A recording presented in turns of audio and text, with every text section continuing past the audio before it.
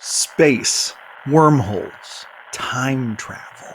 How do I run these things in D&D? I'm about to show you. Welcome back to another episode of GM Philosophy in the Morning. Today we're talking about space, wormholes, and time travel. Yeah, let's go. Roll the dice, hope for high. Turns in the dungeon, reach the sky. If you're thinking about running space, wormholes, and time travel in your games, then I have good news for you.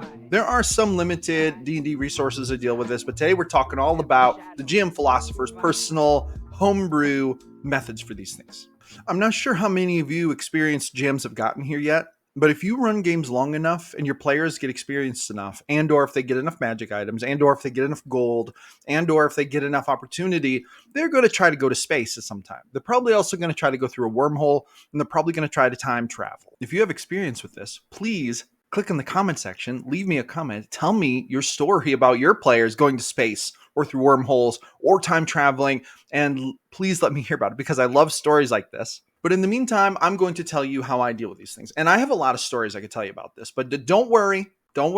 I'm going to spare you the lengthy storytelling, and I'm just going to talk about the mechanics of these things. If you want to hear the story about this, leave me a comment, let me know. If I get like 20 comments asking me to tell my space wormhole and time travel D&D story in a video, I will do it. But you know what? Let's stick to the mechanics on this one. Let's talk about space first. What is space? When players are in the world, on the planet's surface, and they go up a certain amount of distance, they arrive at the edge of the atmosphere. Yes, I generally tend to run my game worlds as a planet, a spherical object floating in space that is circling a sun. Or sometimes there's more than one sun, and there might be more than one moon, whatever. But this is how I tend to run it.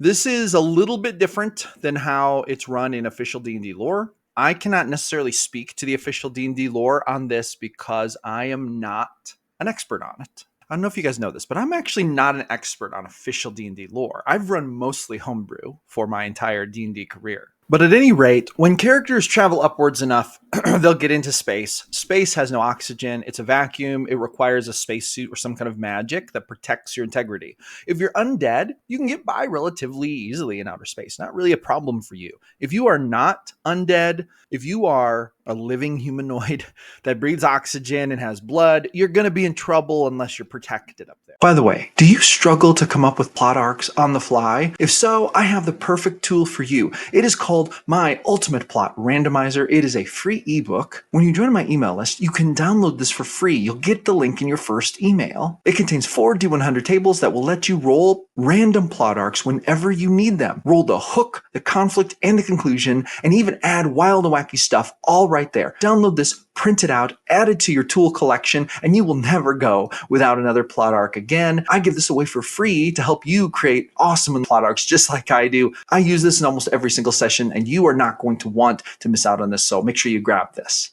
Okay. Now, as per my official lore, here's what actually happens when you get high enough. So you leave the atmosphere and you enter space.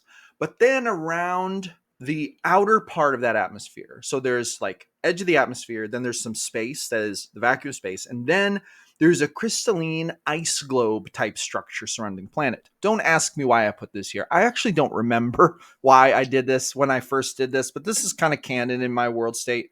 And I think the reason I did it was because I read somewhere that in D&D planets are basically surrounded by crystals. And so I kind of wanted to pay homage to that. I think it was kind of a silly idea. And to be really honest, in my newest world state of Regenesis, which the space has not been completely fleshed out in yet, I may just remove that feature. But that in the past was always a feature of my space worlds. So if players wanted to actually leave the planet, they kind of had to bore their way through the ice sphere, which actually wasn't that complicated. And in fact, I've had players kick their way through it, albeit very strong characters, very like strong god level characters. They were able to punch and kick their way through it at some risk to themselves because they were actually wearing spacesuits. So they didn't want to puncture their spacesuits. But anyway, once you leave the ice canopy, you are pretty much free to float about. And there are other worlds. There are other planets. There are other solar systems. There are other entire galaxies. It's very much like the space that we look up at in our real world. This is what I model it after. I am not an expert on space. I'm not a an astronomer. I'm not like an astrophysicist. My understanding of these things is very rudimentary. So they tend to be quite rudimentary in my world state. Now, with that being said, the easiest way to get from world to world is to take like a portal or to teleport or to use interplanar travel to, go through the astral plane, zoom, and shunt your way into the other world, whatever. That's the easiest way to do it. So it doesn't really make sense that there would be a lot of space travel. With that being said, I have had a handful of cases where characters have embarked on space travel. I've also had cases of crashed UFOs and alien craft in my stories, telling us that there are things that live beyond the world that the players are on. With that being said, let's talk for a minute about wormholes. Where are they? What are they? And what do they do? By the way, featured products of the day, probably going to surprise you a little bit. What am I eating and drinking for a snack today? Hey, it's Reese's king size time. I don't always eat Reese's, but when I do, I buy the king size. And look what I'm drinking for a drink today. This is actually my go-to. Rockstar,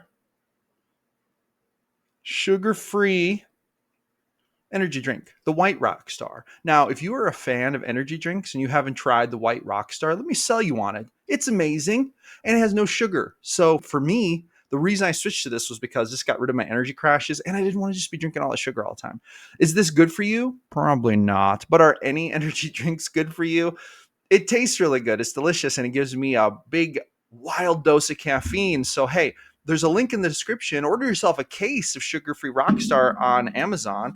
Order yourself a case, and I mean a case, like 24 of the king-size Reese's in a case on Amazon.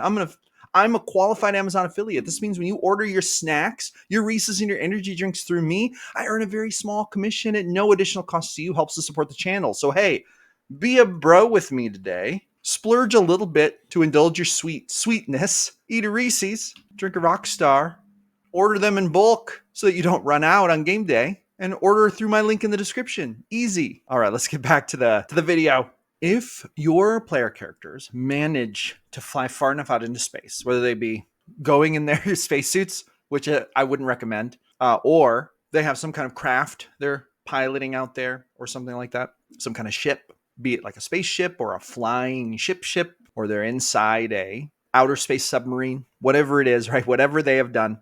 And rather interestingly, the actual D&D like setting that covers this kind of thing, like space travel, spaceships, and that kind of thing is called Spelljammer. There's a D&D 5e Spelljammer box set available on Amazon. I have a friend who bought this, and I can't show you images because I don't personally own these books and I don't have them here. And I can't show you online images. I don't own it because that's like, it could be like a terms of service violation. But if you're interested in checking out the actual D&D supplements that deal with like Spelljammer tech and space travel and ships and aliens and that kind of thing, you can click the link down in the description. I have a link to the Amazon listing for it, and you can take a look at it. It is actually super cool, and the artwork is really cool, and there's some wild stuff in those books. I know that because my friend has the books. But anyway, if your players in my world travel far enough that they keep going out in space and keep going and keep going and keep going, there is a chance that they're going to encounter wormholes. Now, wormholes in my setting don't just pop up in outer space. Sometimes wormholes open in the world, in the sky, or even in a cave underground. And sometimes people can open these, very powerful beings. Gods can open these. Maybe extremely powerful groups of spellcasters can open these. But here in my world is what a wormhole is. And this is the most important thing. And to me, one of the most epic things that I've probably ever homebrewed into my world that has created so much amazing content and so much amazing stuff for players and just playing is wormholes are an intersection of space, matter, and time where those things all converge. And when you go through a wormhole, you gain access to what's called the time stream. Now, the time stream is exactly this. If you can picture this, it looks like space, but then it sort of looks like water flowing through space, almost sort of like a jet stream. But then surrounding that stream on all sides is this distorted view of the universe. You see the stars, you see planets whooshing by you, but you also see these ethereal threads of time, and they're all connected to everything else. So it's like destiny, fate, time, matter, energy, all of it interwoven. And when you're sailing down the time stream, you can, if you are good enough at navigating it, which is actually a very difficult skill, if you're good at navigating it, you can enter and exit the time stream in your ship, not only to travel vast distances across space, but also to travel distances across time. Now, there's one thing we need to talk about in regards to time travel in D&D. In my world, in my setting, time travel is extremely dangerous. If you even find a way to enter the time stream, you are not going to know how to navigate it. There are very few beings in existence, including the gods, who know how to navigate the time stream. And here's why. The time stream is closely guarded by whoever is in charge of time at that part in time. In my world, in my previous world state, this was always Mistral. She was like the goddess of time. And she had one being who served her as a time lord, who was sort of like the patroller or the guardian of time. So there was like Mistral, she was the overarching goddess of time in the weave. And then she had a time lord who actually became a time lord because he got banished from all of reality. He was a player character who figured out how to time travel by using magic, like creating homebrew spells, and then created a time paradox where he met himself, like in like two different timeline versions of him met himself, and he got instantly perma-banned from the material plane by Mistral. Literally snatched up, said, okay, you're done. You're 100% done. You're now going to spend the rest of eternity serving me in the weave, because she kind of valued his knowledge of time because he was really delving into time. Turned out that he became like a time lord, and he became the protector of time. So whenever people were trying to mess with time, and this player is in my core group, and I'm not going to tell a long story, I promise, but he would we'd bring him back. Like we'd be like, it's time for you to play Matthew again. And he would come in and role play. Basically, he was always like super kind and sweet. He was always like, oh, you don't want to do that. Oh, that's so dangerous. Listen, I'm just here to tell you not to mess with that. Please don't do that. So he would like show up and just like warn everyone to stop messing with time. But he was the first mortal, or immortal for that matter, other than Mistral, to gain the ability to navigate the time stream. And the only way he was able to learn that was that after he became a Time Lord, he entered the time stream and got lost in it to the point where he couldn't escape it. Now, here's what happens when you become a part of the time stream and you get lost in it. You end up at the end of time. At the end of time, there's a swamp, or the time stream basically drains out into this. Basically, it's the swamp of the void. It's the swamp of nothing. It's the end of everything. There is nothing else. It's a temporal stasis field where all of the refuse of time empties into. And people or beings or anything that gets lost in the time stream eventually end up here. And escaping it is nearly impossible. It is really, really wildly impossible.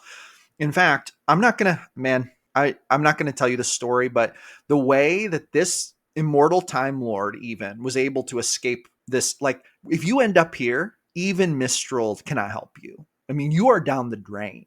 You're down the drain of time.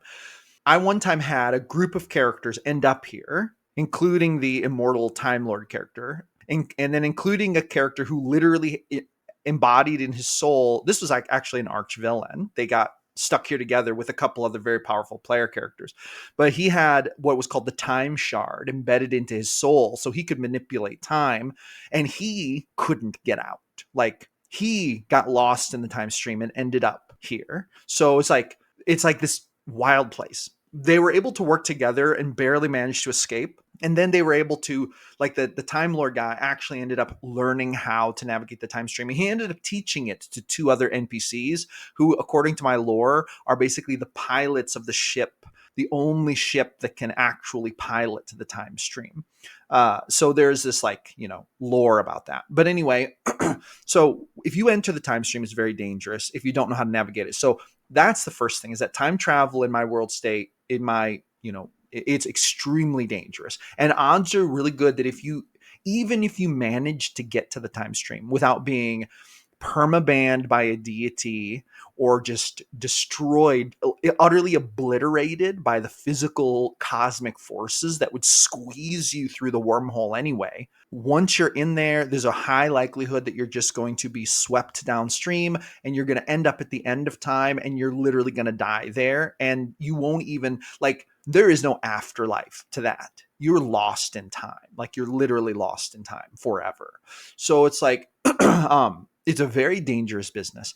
But if, in theory, one could enter the time stream, okay, successfully, and two, they could find a way to navigate it using like a magical ship or something like that. And then number three, they could figure out literally how to navigate it. There's like a special magical like artifact compass you need. And there's like a special magical like artifact shifting chart that you need. And those are like two of the main things you need. And then you need navigator's tools that are like, magical.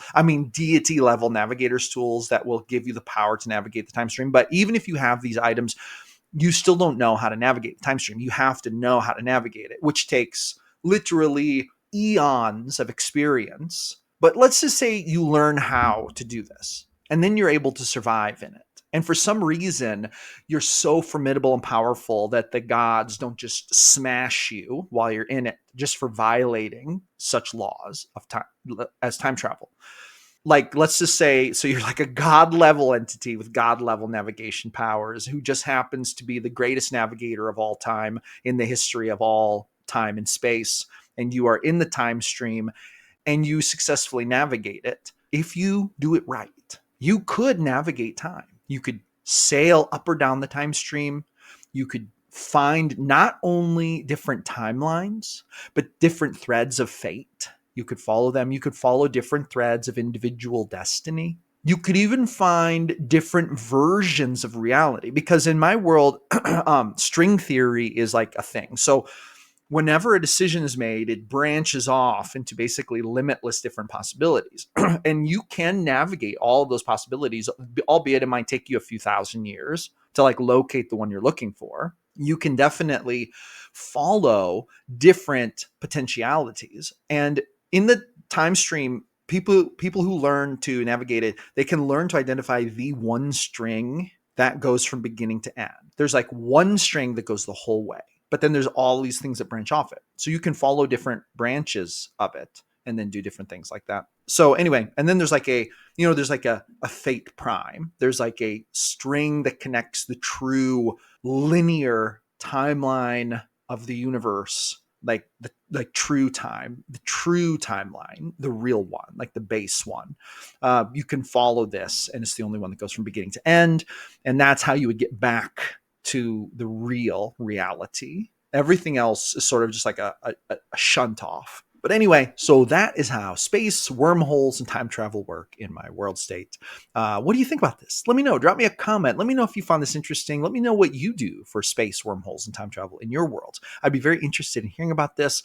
And don't forget, if you haven't yet grabbed my 5-session plot arc adventure module, The Haunting at Ashburrow, to run an awesome demonic haunting story for your group, well, you're going to want to grab that. Links in the description. You can buy it at my Blurb bookstore. And up here is a card. If you click on it, you can find a pretty awesome demo where I kind of walk you through it and explain my process for creating campaigns. But anyway, so boom, grab that, support the channel, and get an awesome adventure to run for your group. And that, my friends, is going to be a wrap. Thank you so much for coming back for another episode of GM Philosophy in the Morning. I'm here every single day talking about the greatest game in the world, D&D. So I'll see you, awesome people, on the next one.